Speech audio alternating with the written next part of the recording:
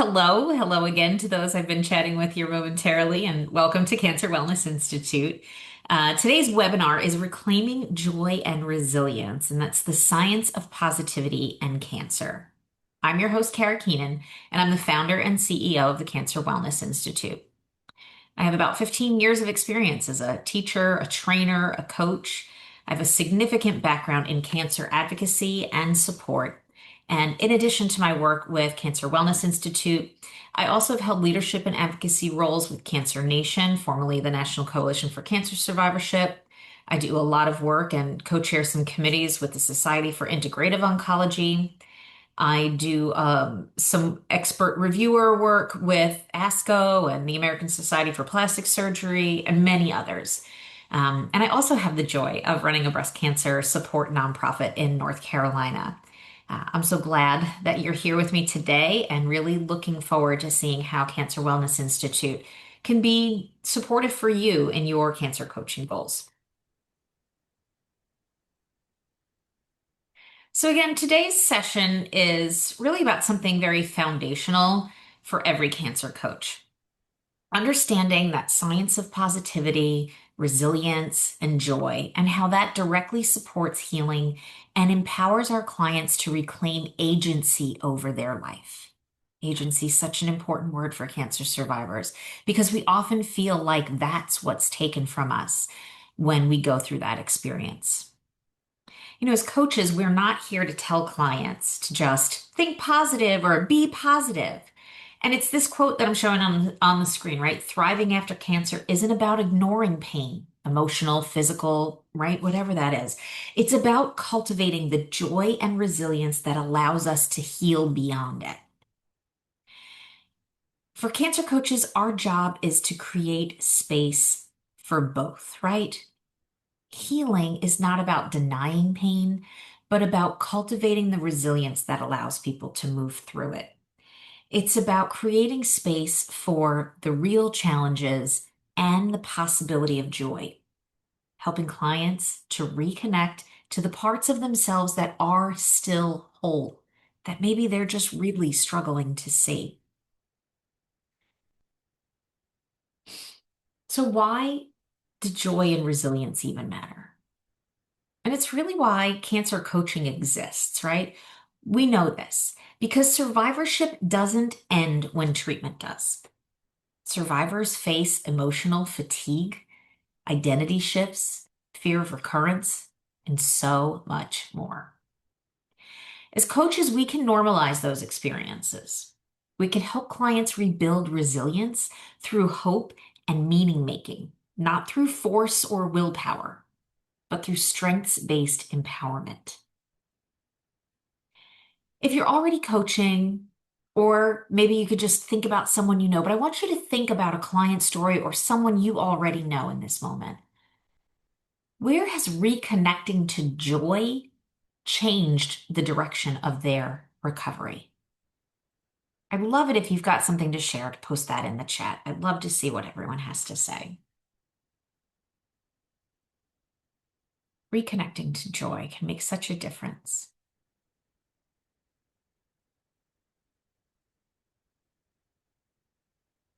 There is science here, right? The science is tied directly to our coaching outcomes.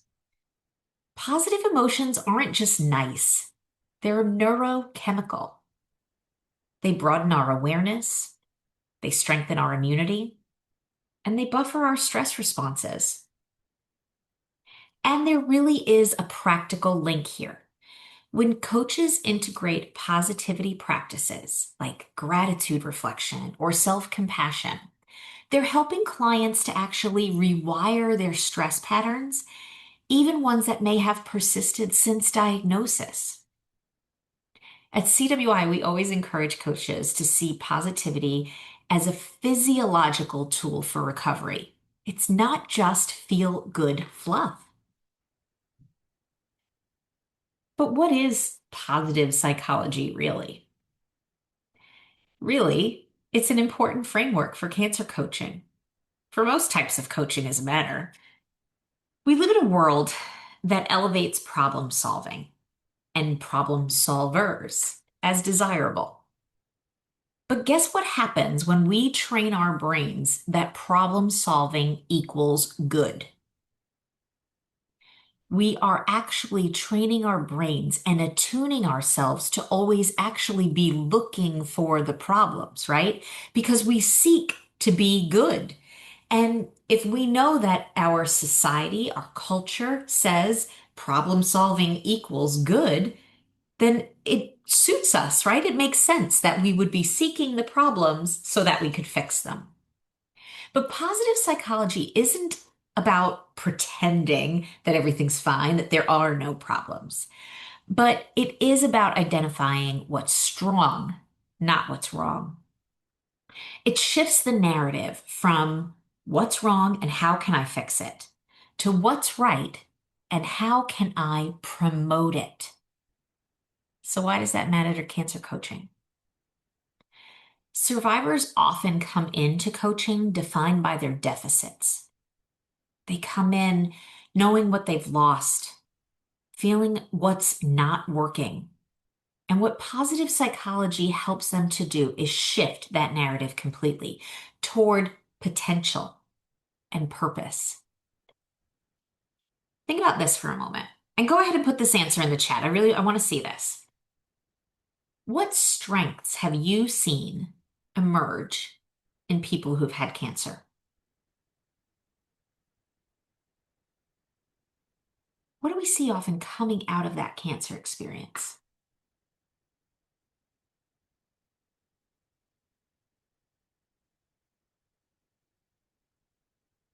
Gratitude, resilience, yes.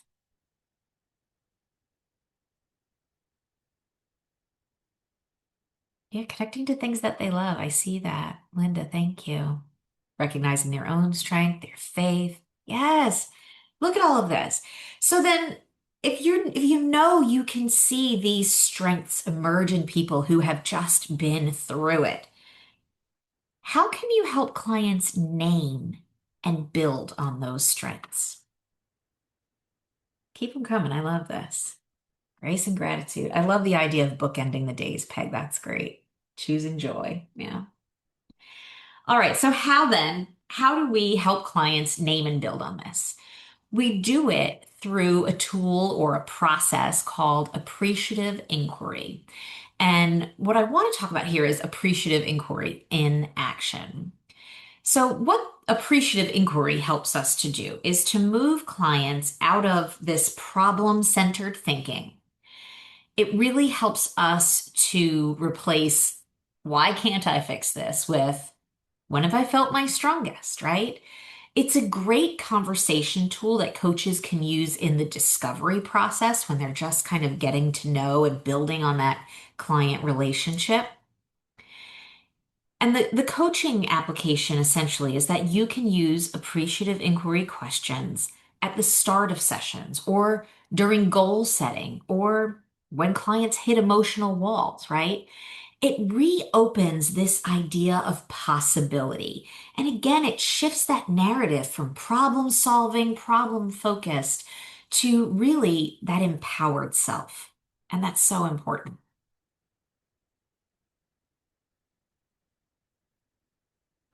So then let's take a look at what some of these interventions or healing practices are that are tied to joy and resilience. I've got on the screen here some simple 2-minute positivity boosts, right? Deep breathing, gentle movement, gratitude for one small thing, kind self-talk, helping someone, sharing encouragement, right? These are all really quick hits that help people. These are micro practices, breathing, right? They sound simple, but they truly help people reset their nervous system and build a sense of emotional safety.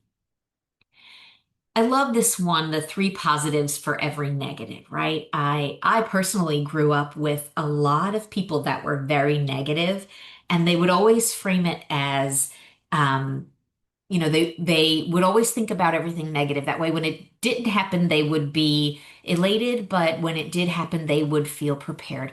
And that's fine. But there is absolutely something to this negative mindset that really drives us to be thinking about negative, problematic things all the time, right? And so I love three positives for every negative and kind of having it as a rule because it really helps to shift from that, you can acknowledge the negative, but then you also have to, right? It's a not but or replace, but it's a and, right? But and.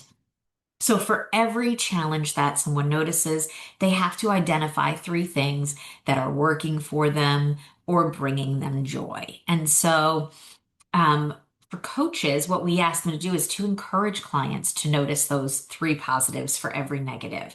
And that really helps to rewire that focus and boost confidence, right? And so these are the tools that shift someone from surviving, just getting by, to really thriving. And that's how we can really help put healing practices in place. So I want to know another thing to put in the chat. If you were coaching a client this week, which of these small practices would you suggest first? And why? Or maybe which of these works for you? Oh, I love it. I see people. Linda, thank you. You're sharing stuff in the chat. I see this is what it's all about when we connect. It's such a beautiful thing. Thank you. All right. So coaches or coach wannabes, what are you out there? What small practices would you do? Yeah, gratitude to shift the focus. Thanks, Maggie. Positive boosts. Thanks, Pat. Yeah. Cindy, your three positives for every negative. That's also a great one for kids too, right? Breath work, kind self-talk. Yeah, these are great. Thank you for sharing them. Yeah. They all can be really powerful. And the thing is, they don't take a ton of time, right? They are micro bursts, right? They are really strong in small bits. Helping someone, thank you. Yeah. Movement if possible. Absolutely. And even combining some of these, right? Kind self-talk and movement really gets to that somatic core. It can be super powerful. Um, Gratitude mindset plus journaling, right? It's all really, really powerful. These are great. Thank you so much. All right. So when I'm thinking about cancer coaching and positivity, right? I'm thinking about a strengths-based approach. And that's what really is the cornerstone of cancer coaching. We understand that clients are the expert in their own lives, in their lived experience, and we're there to help them uncover their wisdom, right? We're not teaching, we're not telling, we're not directing. We're there to help them discover and really come into their own wisdom. So instead of prescribing, we collaborate. Strengths-based coaching sustains change longer than motivation or willpower ever could. Did you hear me? Let me say that again. Strengths-based coaching sustains real change longer than motivation or willpower ever could. When we help survivors identify what's already working, what their strengths are, they begin to build trust or rebuild trust in themselves. And that is the foundation of resilience. And so many cancer patients and survivors have lost that through that diagnosis, through the treatment, through all of the unknown. If we can help them rebuild trust in themselves, they can be more resilient. They can flex that joy muscle, right? And there are daily practices that we can help them with that help them to build positivity. So let's look at a few more, right? These are tools, these daily practices to build positivity. These are the tools that you can give your clients or practice yourself that will help to reestablish joy as a daily habit. So things like simple reflective exercises, like the what went well today, those are accessible, right? Anybody can do them anywhere. You don't have to have special tools, a lot of money, right? It doesn't matter. You could just remind yourself to think about what went well today. And those are evidence-based practices. We know they work. Assigning these kinds of small daily practices in the client relationships, it helps to give the client agency. Now, I did say assigning them, right? We don't do that in a directive way. We ask the client which of these seems the most realistic for them, or that they are the most attracted to doing, or that they think would give them the biggest boost. And we give them options. We show them what's available. We explain to them how it works and let them choose what's going to be right for them, right? So they can get things that are accessible, that are evidence-based, while also having agency and being able to see measurable progress. So when you are building your coaching toolkit, include these types of interventions, excuse me, stumbling on my words today.